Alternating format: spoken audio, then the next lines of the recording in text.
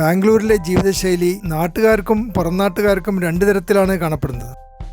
കുടിയേറ്റക്കാരുടെ ഒരു പട്ടണമായി ഇപ്പോൾ ബാംഗ്ലൂർ മാറിയിട്ടുണ്ട്.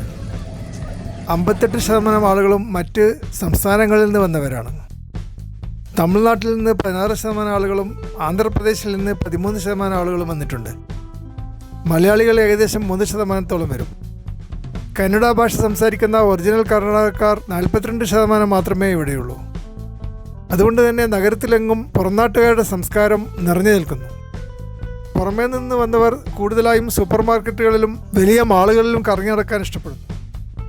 ബാംഗ്ലൂരിലെ പല സൂപ്പർ മാർക്കറ്റുകൾക്കും വലിയ കോട്ടയാടുള്ളതുകൊണ്ട് അവിടങ്ങളിൽ വൈകുന്നേരം വന്ന് ഇരിക്കുവാനും കാപ്പി കഴിക്കുവാനും നഗരവാസികൾ ഇഷ്ടപ്പെടുന്നു. അതുപോലെ ഫാമിലി ആയിട്ട് വരുവാനുള്ള സൗകര്യങ്ങൾ കൂടുതൽ ഏർപ്പാടാക്കിയിട്ടുള്ളതുകൊണ്ട് കുട്ടികളെയും കൂട്ടിയിട്ടാണ് പല കുടുംബങ്ങളും ഇവിടെ എത്തിച്ചേരുന്നത്. കുട്ടികൾക്ക് റോഡ് ട്രെയിനും അതുപോലെയുള്ള ഫെസിലിറ്റീസും ഇവിടെയുണ്ട്. ചെറിയ കോഫി ഷോപ്പുകളും വലിയ റെസ്റ്റോറൻറ്റുകളും മിക്കവാറും എല്ലാ മാളുകളിലും സജ്ജീകരിച്ചിട്ടുണ്ട്.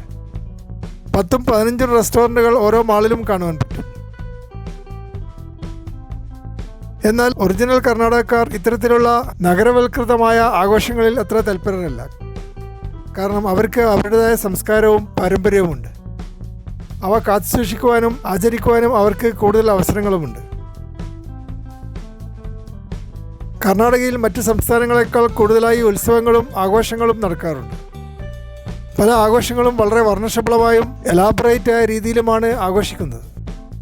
പുരുഷന്മാരും സ്ത്രീകളും തെരുവിലേക്ക് ഇറങ്ങുകയും കൂട്ടം കൂട്ടമായി ഡാൻസ് ചെയ്യുകയും ചെയ്യും. വളരെ ഉയർന്ന ശബ്ദത്തിൽ സംഗീതം പൊഴിക്കുകയും ലേസർ വിളക്കുകൾ കൊണ്ട് നഗരവീഥികളെ പ്രകമ്പനം കൊള്ളിക്കുകയും ചെയ്യുന്നത് ഈ അവസരങ്ങളിൽ സാധാരണമാണ്. അലങ്കരിച്ച കാളകൾ അല്ലെങ്കിൽ കാളകളുടെ പ്രതിമകൾ ഒരുക്കി നിർത്തിയിരിക്കുന്നത് കാണാം. അതുപോലെ കുട്ടികൾ ഡാൻസ് ചെയ്യുന്നതും നല്ലപോലെ എൻജോയ് ചെയ്യുന്നതും കാണാം. ചെണ്ട കൊട്ടിക്കൊണ്ട് ഒരു വാദ്യസംഘം മുന്നിൽ നടക്കുകയും അതിന് പുറകിൽ കൂടി പതുക്കെ പതുക്കെ രഥം ഉരുണ്ടു വരുന്നതും കാണാം.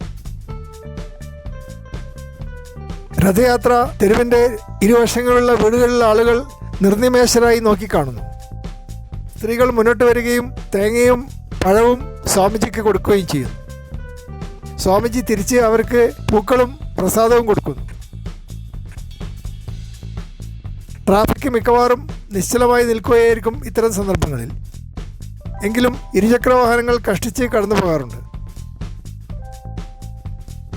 കുട്ടികൾക്ക് വേണ്ടി പലതരത്തിലുള്ള പരിപാടികൾ നടത്താറുണ്ട്. ചെറിയ കുട്ടികൾ ഭംഗിയായി ചെണ്ട കൊട്ടുന്നത് കാണുവാൻ പറ്റി. അതുപോലെ പെൺകുട്ടികൾക്ക് വേണ്ടി ഡാൻസിങ് പ്രോഗ്രാം വളരെ വിപുലമായ കോസ്റ്റ്യൂംസുകളോടുകൂടിയാണ് സംഘടിപ്പിച്ചിട്ടുള്ളത്. പബ്ലിക് സ്റ്റേജിൽ നല്ലപോലെ നൃത്തം ചെയ്യുവാൻ പെൺകുട്ടികൾക്ക് സാധിക്കുന്നുണ്ട്. രക്ഷിതാക്കൾ ആകാംക്ഷയോടെ നിരീക്ഷിക്കുകയും അവരെ പ്രോത്സാഹിപ്പിക്കുകയും ചെയ്യുന്നു. കേരളത്തിലെ ചെറിയ കുട്ടികൾക്കും ഫാമിലീസിനും ലഭിക്കുന്നതിനേക്കാൾ കൂടുതൽ ആഘോഷങ്ങളും ഉത്സവങ്ങളും പരിപാടികളും ബാംഗ്ലൂരിലെ ഒറിജിനൽ കന്നഡ സ്പീക്കിംഗ് കമ്മ്യൂണിറ്റിക്ക് ലഭിക്കുന്നുണ്ട് എന്ന് വേണം മനസ്സിലാക്കാൻ. നഗരത്തിൽ എല്ലാവർക്കും തിരക്ക് പിടിച്ച ജീവിതശൈലിയാണ്. കൂടുതൽ സമയം യാത്രയ്ക്ക് വേണ്ടിയാണ് എല്ലാവരും ചിലവഴിക്കുന്നത്. അതുകൊണ്ട് മെട്രോ സ്റ്റേഷനുകളിലെ ചുമരുകൾ പോലും അലങ്കരിക്കുവാൻ കമ്പനി താല്പര്യം കാണിച്ചിട്ടുണ്ട്. വടക്കൻ ബാംഗ്ലൂരിലെ നാഗസാന്ദ്ര മെട്രോ സ്റ്റേഷനിലെ ചുമരുകളിൽ രാജസ്ഥാനി ട്രൈബൽ പെയിന്റിങ്സ് കൊണ്ട് അലങ്കരിച്ചിട്ടുണ്ട്. വണ്ടി ഓടിക്കുന്ന പെൺകുട്ടികളെയും വെള്ളം ശേഖരിക്കുന്ന സ്ത്രീകളെയും ഭംഗിയായി വരച്ചു വെച്ചിട്ടുണ്ട്. അതുപോലെ അമ്പലത്തിലെ ദൈവവും തങ്ങളുടെ കൊച്ചു വീടുകളും പക്ഷികളും മഴക്കാലവും ഗ്രാമത്തിലെ ചെറിയ കടയും മരത്തിന് കീഴെ ഉറങ്ങുന്ന പെൺകുട്ടിയും